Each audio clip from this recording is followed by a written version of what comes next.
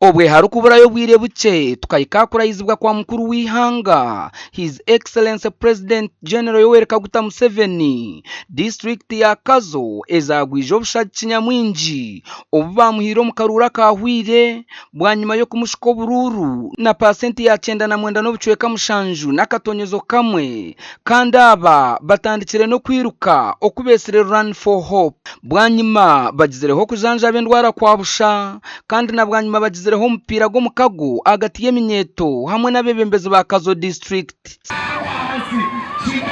no kwija kushaguza emyaka 52 ya General Muhozi Kainerugaba eyashitya umunso mwebare kwetera umugaro mwebare omujenyi witu mukuru igenda kubanza kukwebaza ahabo kugumana ojwekera kandi norwana NRM konkano promoting ekibina cha PRU. Turione celebrating MK birthday at 52 kandi celebrating na NRM victory omukaruru akoira ka president ahabo kusinga ihangariona na 99.71%. So nuko mukoro oguryaha Sam Katugunda chairman LC5 Kazo district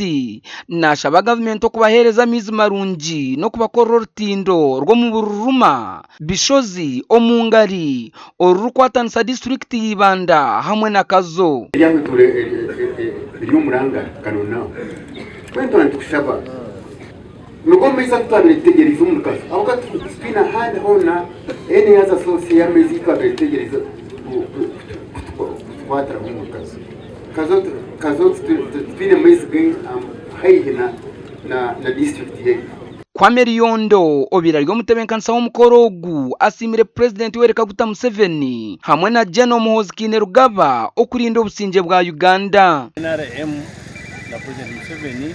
kunga 99.71% mugaro wakahereza yini ndikadeo ni twasije mu Uganda nito nambemu echo tawo no kushimezwa imyaka sima mukama abo imyaka 52 General Wete yakize General Wete kukunda otuye mu matsiko wa future twajya mu gati bya remiti omurikazo tandike project eriko n'abantu mwihangariyo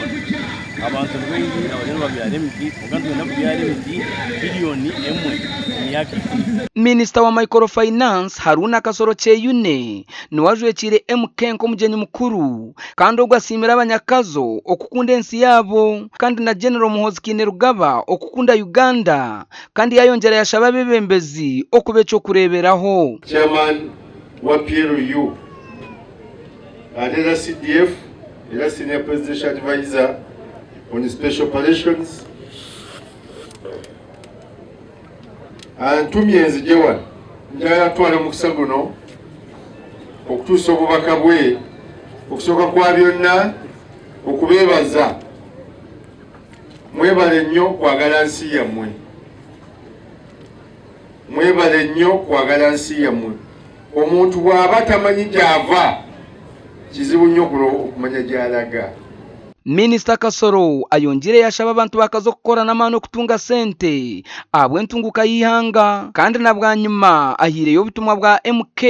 bwa miliyoni 20 cash okubahweraho kujaguza nawo mazarwa ge akimanyi badde muine nteekateeka ze mulikuwano siza kuteeka mu sako bakimwe mumanyi naye angambye mbawe mumumanyi so ziwe chief organizer zino ziri 10 na zino 10 naye omwana wa president natagenda mu busuubuzi natagenda mu wanga gebweru kubeera eyo n'agamba ngenda kubeerawo nina okugenda mu nsiko nina okukuuma ensi yange nina okukuuma ensalo z'ensi nina okukuuma bannayuganda bubeebake tutusule mu nsiko ekikulu ekyo kyabuzira nnyo era tutendereze nnyo General MK ndi Evans Taremwa ahabwa TV West omuri Kazo district